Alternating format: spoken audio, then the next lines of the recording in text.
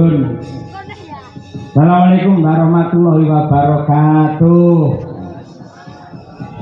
Ngaturaken panuwun ingkang upami dumateng sedaya para sutresna budaya. Manut jam kula menika meh jam kalih parandini tasih kathah ingkang kepareng mengapresiasi mirsani lan nenggani kiprahipun kula sak kanca madangkara ingkang miturut dawuh pangandikanipun para pekunden dalam rangka peresmian Hotel Merkur diselenggarakan oleh Sukses Jaya Group dipun pandegani dening pekunden kula Bapak Harsono Lukito sekalian Ibu Eli dasaripun dipun sengkuyung kalian Mas Andi Halim putra saking Bapak Harsono sumrambahipun sagung para panitia kula ngaturaken panuwun tanpa upami menawi dalu menika kula mboten sowan wonten ing Hotel Merkur menika satemah pecah rekor kula selama Februari jebul nganggur mboten pundi-pundi. Alhamdulillah menika saged sowan kena nggih sangu poso. Poso pos niku berhenti, so niku rasa tegese ngepos pirasa. Hakikat berpuasa adalah mengendalikan hawa nafsu yen perkara luwe perkara ngelak niku nuwun sewu kathah ingkang nglampahi ning sing angel dhewe niku nyibarati wong perang dudu perang karo wong liya ning sing ado dhewe iki merangi karo hawa nafsune dhewe kan menika ya kula keluarga besar Sanggar Seni Madangkara ngaturaken utawa selamat menunaikan ibadah puasa di bulan Ramadan untuk yang menjalankannya wabil khusus dumateng warga ageng ing laladan Kota Madiun yang tercinta. Mugi-mugi ibadahipun tinampi dening Gusti satemah wontenipun namung berkah lan barokah. Nah, waranggone ingkang sowan menika wonten Jiruk Lukmat Monem 78. Tak kenal maka tak sayang yang pinggir diri menika dari piyambak menika Mbak Lia Sundari bukan asing lagi untuk warga masyarakat di Madiun. Anggere jam 12 awan ceklik ngoten nyetel TV banjur gelombange di Paske Sakti TV mesti teng mriku wayangan limbukan utawa goro-goro. Dalange sinten Bapak Ibu? Nggih. Kula sak kanca Madangkara matur nuwun katresnanipun menika Mbak Lia Sundari kang miten saking Sragen. Angka kalih menika Mbak Tri Hastuti Retnowati kang miten saking Ngawi. Kajengaken menika Ibu Sukesi Rahayu sarjana seni magister seni. Menika gawan kotak mbok etrok kecuk mbok anak-anak kula ingkang kula kanthi sowan mriki Mas gelar pamayang ingkang ngladeni kula niki kalian genduk rangkung Basundari mumpung sesuk prai kula jak mriki men ngerti kaya apa to alang wujure bapake nyambut gawe. Kajengaken rerek melih menika Mbak Okvalita nggih miten saking Surabaya ning gandeng menika kegiatanipun utawi aktivitasipun menika berkesenian kathah-kathahipun mapan wonten ing Surakarta mila nggih ngekos utawi tinggal sementara mapan wonten ing Solo. Nah menika niki kalih mboke niku pun dititipke Bu Kesi mangsa berdua. Mbak Kesi iki anakku Okva iki piye lemu glowentah jakan wayangan apa piye ngono nggih nyatanipun nggih kula jak kala mangsa nggih mboten saged menyatani saiki ingkang membidik Okvalita kathah sanget ingkang tresnani dumateng Mbak Okva menika kathah. Alhamdulillah dalu menika pas istirahat mergo menika waranggana multi talenta kejaba pinter nyinden menika nggih ahli beksa malah profesi utama menika pancen ya penari lan menika kalajengaken menika Mbak Birgita Ayu ingkang aslinipun saking Kota Tahu Kediri ingkang tinggal utawi ngontrak wonten laladan Solo Raya menika.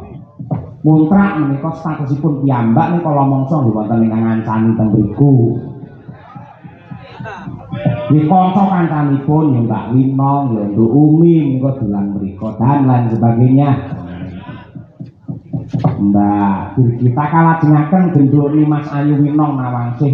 Aku melu marem, aku melu seneng wingi nderekke Mas Rudi Gareng neng Sumatera utawa lalaban ngendi wingi live streaming. Wah, bintang tamu dhek wong loro ya. Melu syukur, melu seneng. rekake munggah panggung ya dalange wiwit barang dhewe lagi munggah. Ora apa-apa mbok menawa saka adohe kesel awake ini kudu nganggo leren. Mbak Winong kala wau saking Laladan Tulungagung kalajengaken genduk Umi Hafifah menika penghuni wis marangkung kos kagunganipun Ibu Sukesi Rahayu menika. Rumiyin ingkang dados anak kos teng mriku namung Umi Hafifah ning alhamdulillah sakmenika saya tambah. Dadi upamane Ibu Kesi nganggur liminden terus le dadi dosen ndelalah tunjangan kinerjane niku mboten medhun iso njagake duwe kos-kosan. Alhamdulillah mumpung duwe rezeki yang nggih sampean apa ya sempulur dadi dalang terus apa arep dadi sinden terus mesti ana watese terus disusul generasi peneruse. Diminta minangka pamungkasing Paseban wah iki ngatasé bintang tamu ngono rekake ya gayane kaya sinden gawane dalange. Rekake seragame ya padha karo kancane. Jane yen gendut niken pun kula bebas, nek iso nduk bebas nggih seragam apa wae. Ning dheweke le kandha niku mboten pede yen mboten seragam padha karo kancane. Niku janjane mung nyeneng-nyenengke Bu Kesi, gawe mareme wong tuwa, gawe senenge kula. Men dianggep iki lho bener-bener iki bocah Madangkara, iki lho anake Bu Kesi Rahayu. Mula le dandan, le nganggo seragam padake karo kanca kancane.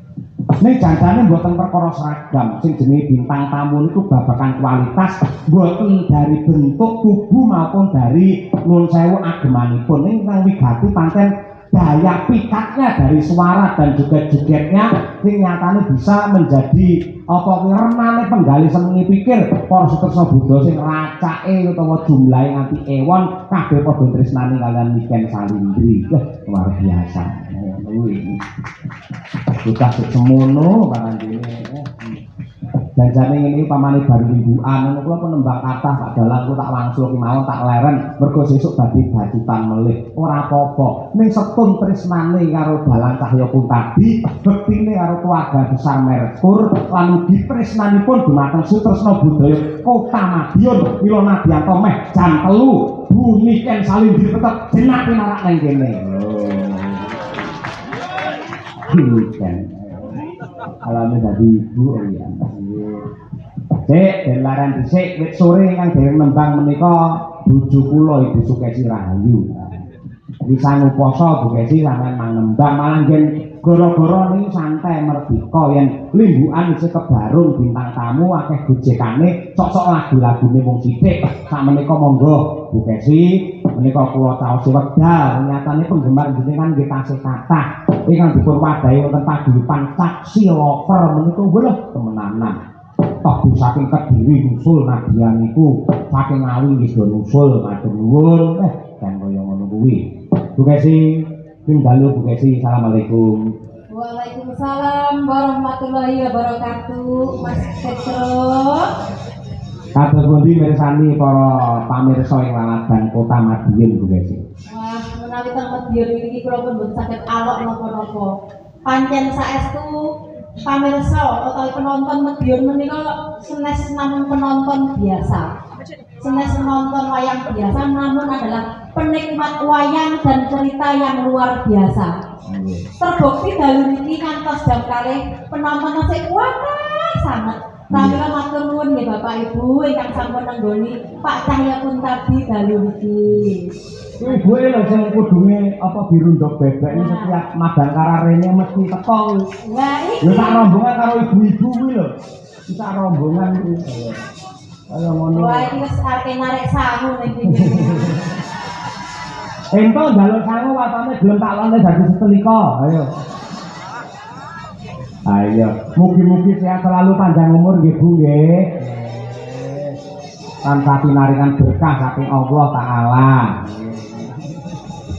Nggih. Nembang apa Bu Kesi? Sing klasik mawon, santai mawon. Oh nggih. Nggih. Klasik. Nggih. Sinom Parijoto. Nah. Nek jane nek wau enten anak kula Saksi Lover ingkang nggih ulang tahun. Nyuwun gending antaranipun Sri Guning Mustika Tuban sesigeman iki kesane anak-anak kula. Oh, beres. Kula tak sinom Parijoto mawon. Nggih. Ingkang nembe ambal warsa mugi-mugi tansah pinaringan panjang yuswa, sehat walafiat, murah rezeki lan barokah.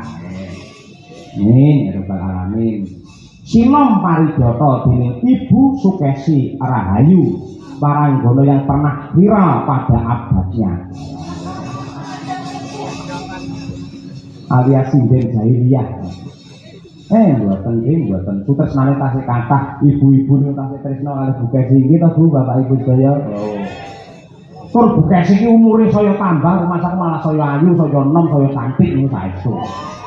Lah mboten saya ayu, mboten cantik, mokal kula menika ndur tresna terus setia kali Bu Kesi mokal. Apa ya Pak Bu?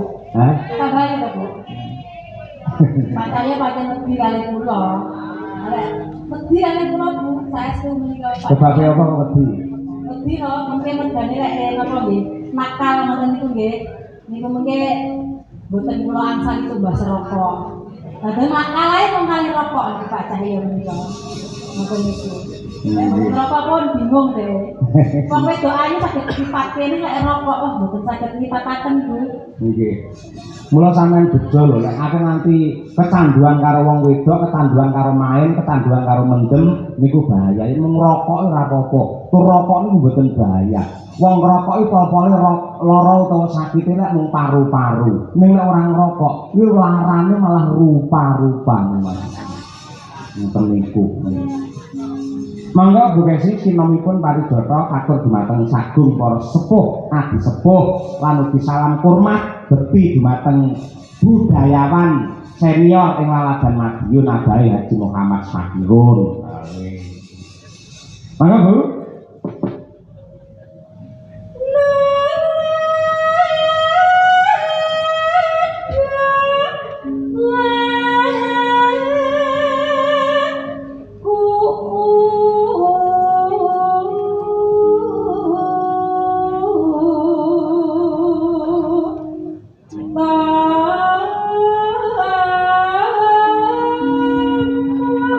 Sawung galing sawung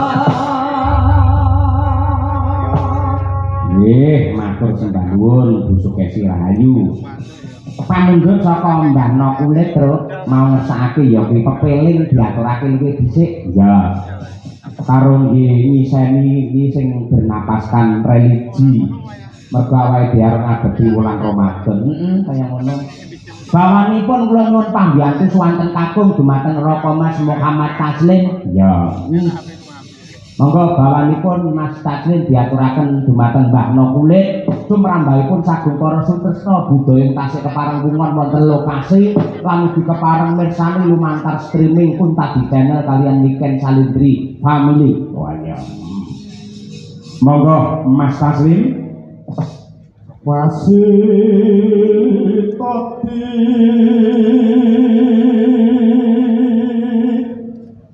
saking prawinasis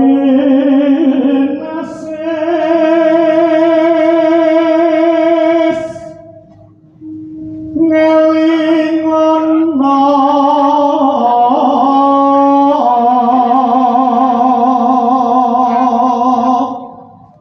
wong urip ing donya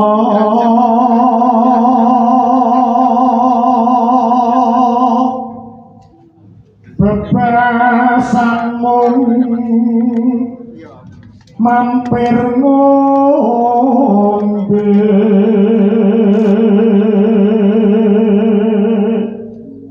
ugi kulaturaken dumateng Bapak Marsana Pilang Kenceng Madiun ingkang dalu menika taksi monitor Kunta di channel saben-saben kula sak kantha pentas mesti kepareng mirsani ya matur nuwun sugeng mirsani sugeng lenggah Pak Marsana Pilang Kenceng ya boleh monggo Mas Taslim salat kang limang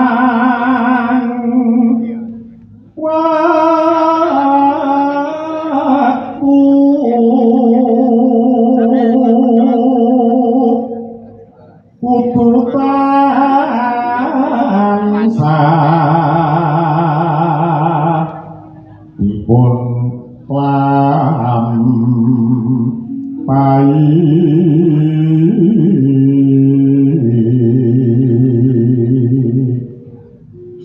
iku cagak agama pakar kang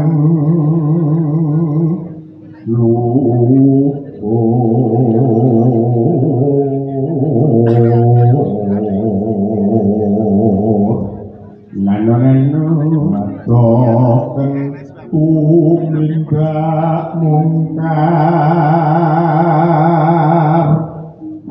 yati urip mangyo tentrem lahir batin bejon donya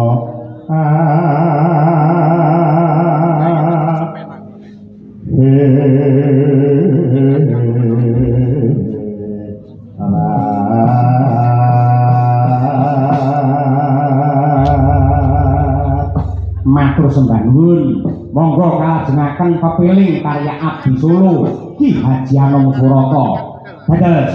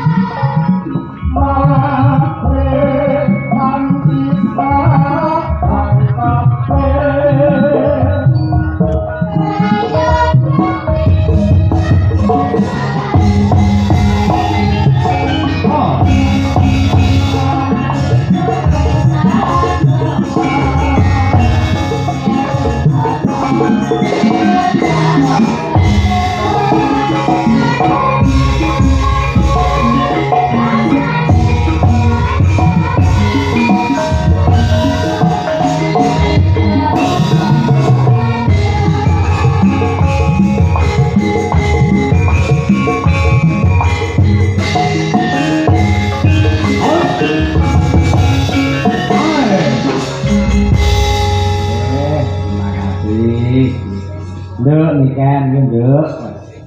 Taman iki ditenteni karo penggemarmu sing semono akeh.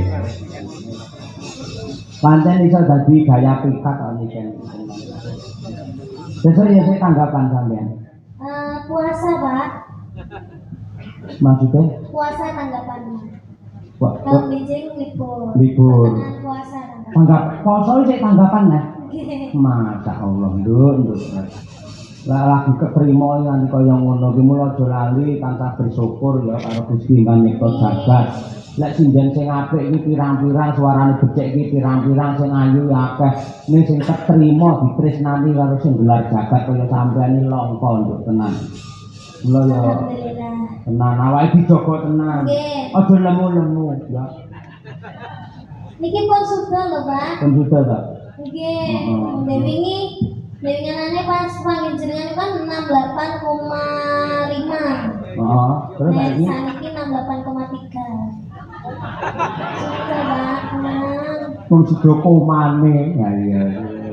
Ra apa-apa nduk, ra apa-apa. Lek kanggoku wong wedok iki luwih becik kelemon timbangane kekurunan. Wong lanang sakniki niku sing digoleki malah sing gemuy-gemuy kabeh. Bapak yo ngono kuwi. Mbokmu anggere lekas kuru, ayo mangan sing akeh. Ngono kuwi. Nggih, apik-apik pancen Nek kaya ngono. disawang ki ketok seger. Ayo seger. Ora kaya wong tipes. Iya, ngono kuwi. Terus wong nemu iki karo prau tumpake ora iso uling wis tenan. Makanya niki Mbak Umi niki kan kekurusan toh. Niki kula ajari resep-resep biar gendut. Makanya niki kan malah rada lemu titik to niki, Pak. Kuwi mangan akeh ora iso lemu. Mergo pikirane panggang mikir cah lanang ae.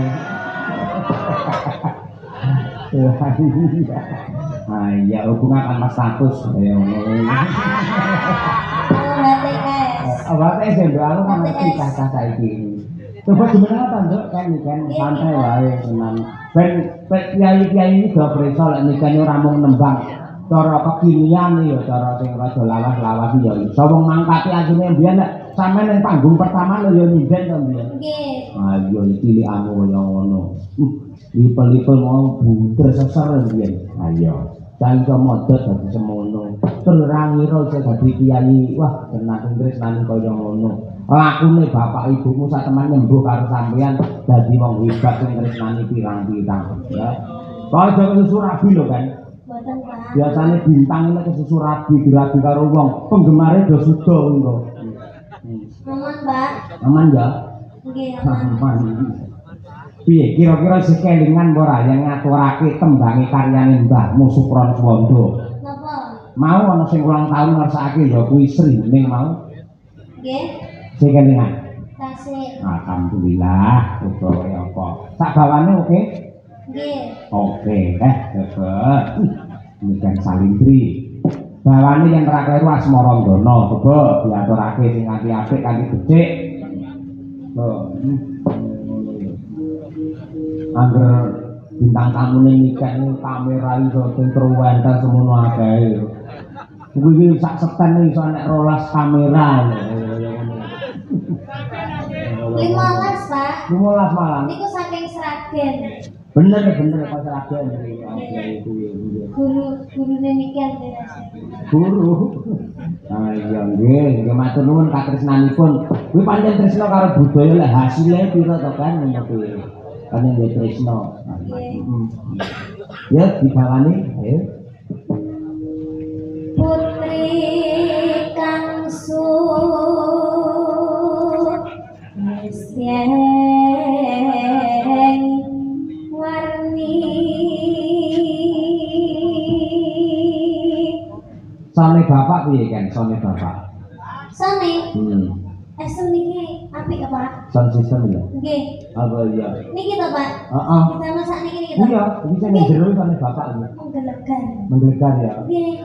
Iya. Oh, niki nggih jenengan Pak. Oh iya. Iki nggenku kabeh, adol sawahe mbokmu mbiyen iki. Ya gini sampean sing eling karo perjuanganku. Heeh. Sound sistem sound dalem iki kiri kanan iki asal aku anu biyen kok sawahku teko saiki yo rong balik kan. Aja kok sawah, mas-masanku ki lho gelang kalong teko saiki ora enak lho. Rong balik kan Bapak. Lah iki pancen dalan tanpa modal. Wayange paringane Mbah Supron, ya toh. Gamelan iki paringane Mbah Supron, sound system Bugasi. Aku dadi dalang modalku mung gedange merotoli lho kan. Ayo. Ngono kuwi golek bojo sing pinter ngono kuwi. Sing dalu Pak Bak nembe rawuh sing kudu kemawon. Oh, ora senengane. Ngoyane mancing senengane ora. Ora mancing dhek live TikTok karo Mas Bayu karo Pak Zakirun karo Mas Joko Klentang ngono kuwi. Wah, sawerane dandane mili ya. Ayo.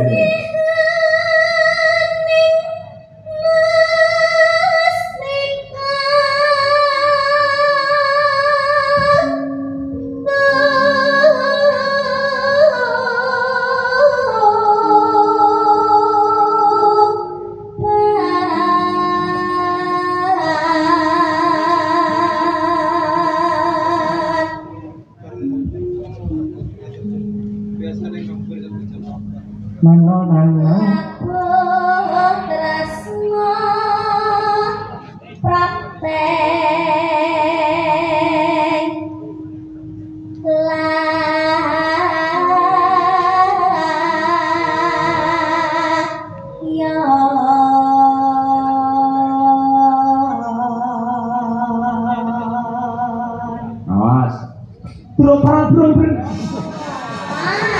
Kula nate lho Pak ngoten niku. Ketentol ya. Nggih. Ah ya aku ya sing kuat negas. Ilate kecopot. Ya ampun sing nyokot sapa? Sing nyokot sapa? Duk prang-prang apa Pak? Bro Prabrung. Ayo. Sing bener ya? Sing bener Duk Pranggung. Bismillah. Nggih. Bro Prabrung. Ah. Duk Pranggung.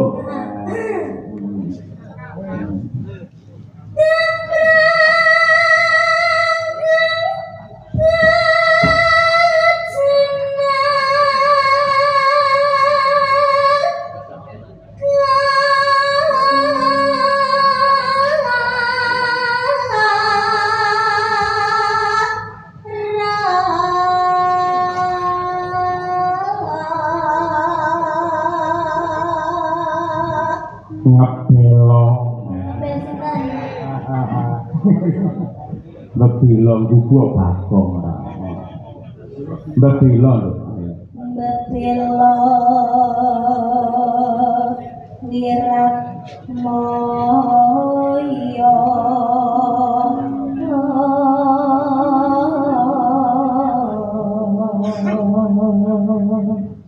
Tanira Tanira Sri Kuning gundul. masa gundel Pak? Gugur.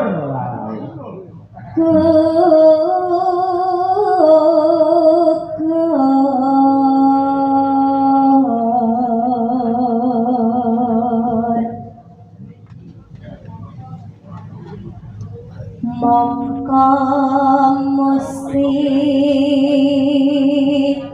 kaning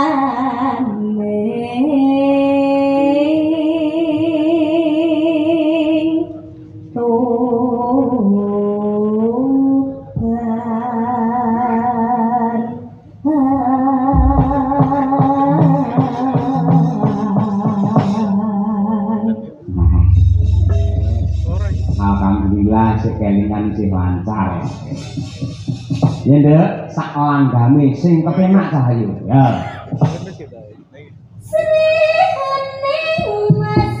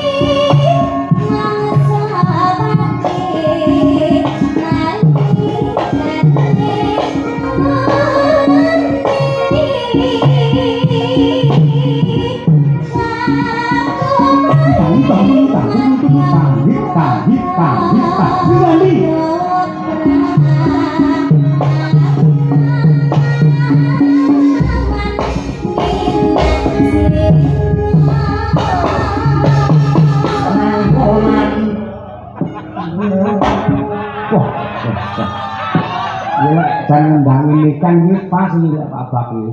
Niken suarane bantere kaya ngono, pengendange kaya jaranan.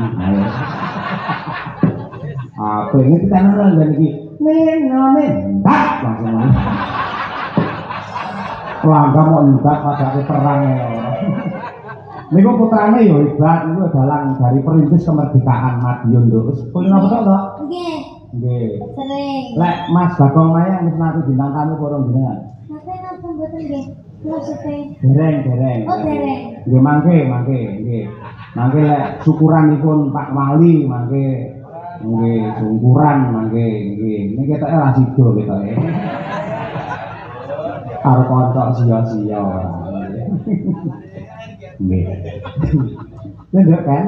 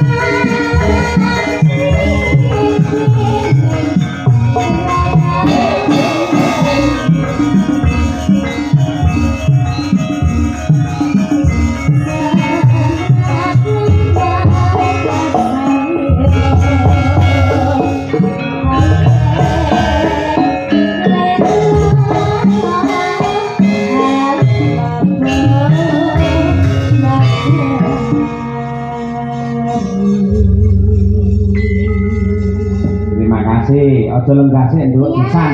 Nggih. Saya ganti tak kolaborasikan dengan sinden-sinden Madangkara. Mbak Trihasuti mumpung gene jembar, Mbak Okvalita, Mbak Birgita, Mbak Winong, gene jembar iki. Lagu senengane Pak E. Ya. Kalau Bapak Semar. Apa nih? Karyanipun Ki Dalang Siswantara saking Laladan Kediri. Ya. Peter Sumilir. Ya. Ya berdiri ya. Ayo. Kerja. Ayo. mongan mangan foto.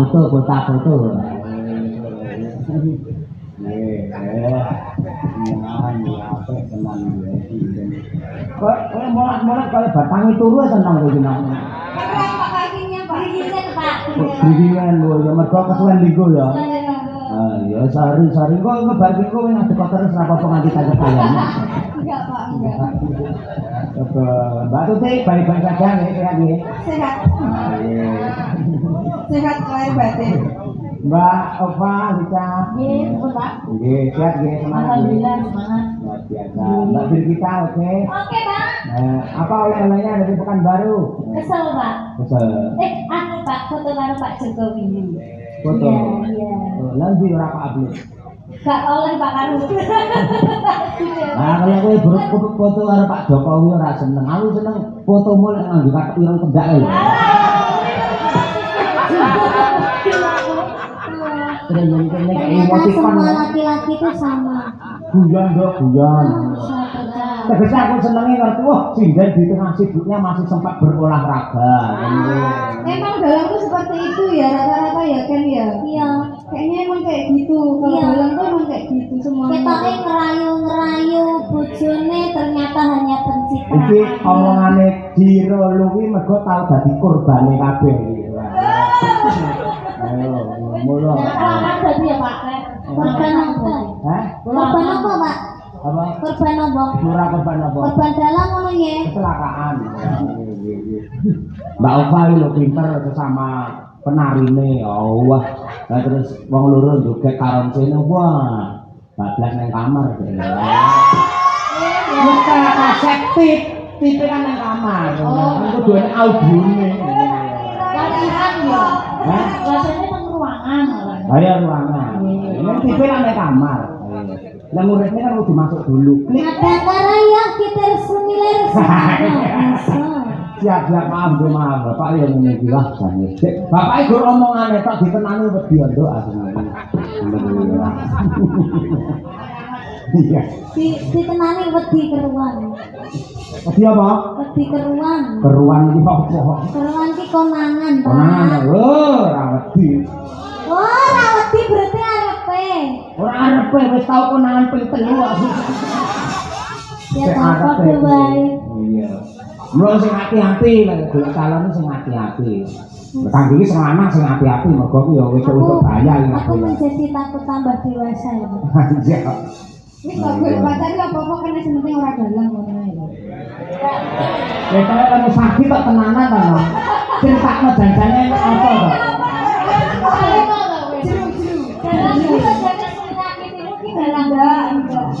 Lah Birgita tekan ngono lha emang dalang mana yang menyakitimu? Birgita aja takoki ngono akeh dhek yo. Lah iki kabeh dalang dicekeki ya, Pak. Wis ditlebu malah wis. Elek dalang ora yo. Yo kita semilir diaturake coba kaya apa? Kunjuk dumateng sedaya para lenggak. Oke, berpatu dalam melodi yo. Sama Kino Bang. Ayo.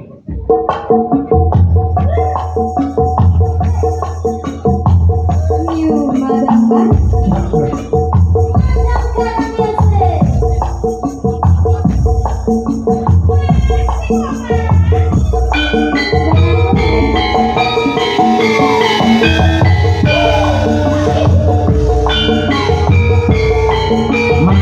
Mainnya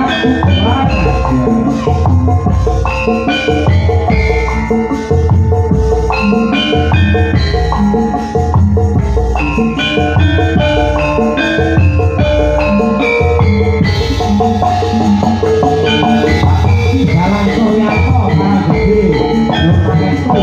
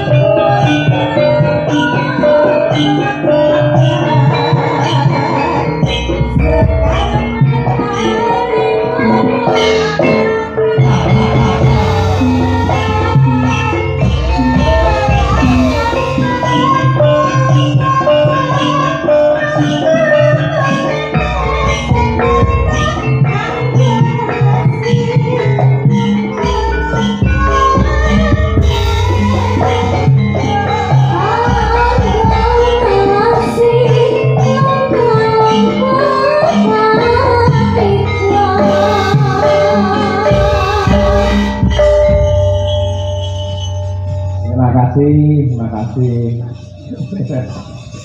Ngono yo rabang enak-enak ora. Laren do laren. Makasih Bu Kesi kok tetno ki nduk niken karo sampeyan ngurusi administrasi. Makasih. Aku tak melanjutkan kerja. Ayo. Dalang kerja lo kerja. Wah, selamat sukses untuk Hotel Merkur. Semoga dengan adanya penginapan ini menambah kota Madiun semakin mendunia. Ngatur ke panuwun marang Sagung para lenggah sedaya kemawon dengan kepareng nenggani dumateng kula sak kanca mugi-mugi dados amal ingkang sae sedaya kemawon. Lan bentuk niken matur nuwun yen kunjur ning Kediri salam nggih. Ibu nggih Bapak alamat anak Bapak Soleh. Iya, derek nguyung-nguyung neng kuyung para pepundhen Pandhawa anggene nindakake syukuran sesaji Raja Surya. Ya.